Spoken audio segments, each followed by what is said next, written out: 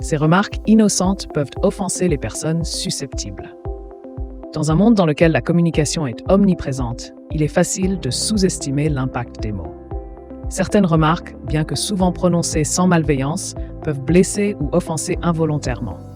La subtilité du langage et les différences culturelles rendent parfois difficile la perception de ce qui peut être perçu comme inapproprié ou insensible.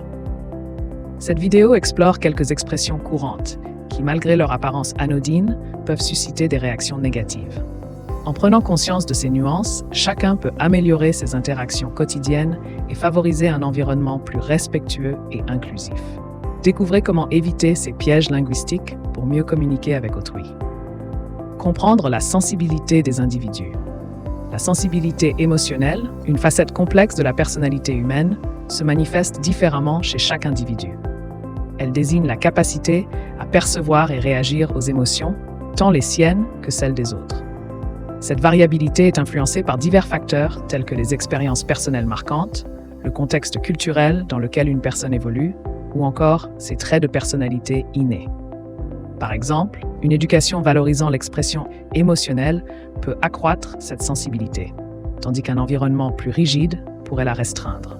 Comprendre ces nuances est essentiel pour mieux interagir avec autrui et privilégier des relations harmonieuses. Remarque anodine, impact insoupçonné. Certaines phrases, bien que prononcées sans malveillance, peuvent heurter la sensibilité de certaines personnes. Par exemple, dire « tu as l'air fatigué » peut sembler anodin, mais cela peut être perçu comme une critique de l'apparence physique ou du mode de vie. Une alternative plus délicate serait « comment te sens-tu aujourd'hui ?» De même, demander à quelqu'un d'où il vient réellement peut sous-entendre qu'il n'appartient pas au pays où il réside, ce qui peut être blessant.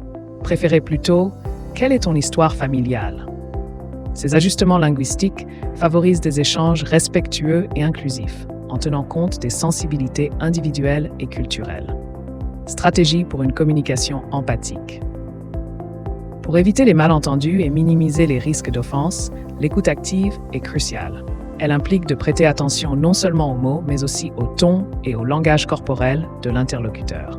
Reformuler ce que l'on a compris permet de vérifier la compréhension mutuelle et montre à l'autre qu'il est entendu.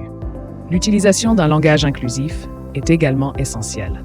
Elle consiste à choisir des termes qui englobent toutes les identités et expériences possibles. Enfin, poser des questions ouvertes encourage un dialogue constructif et respectueux. Ces techniques renforcent la qualité des échanges interpersonnels en créant un climat de confiance et de respect mutuel, essentiel dans toute interaction humaine.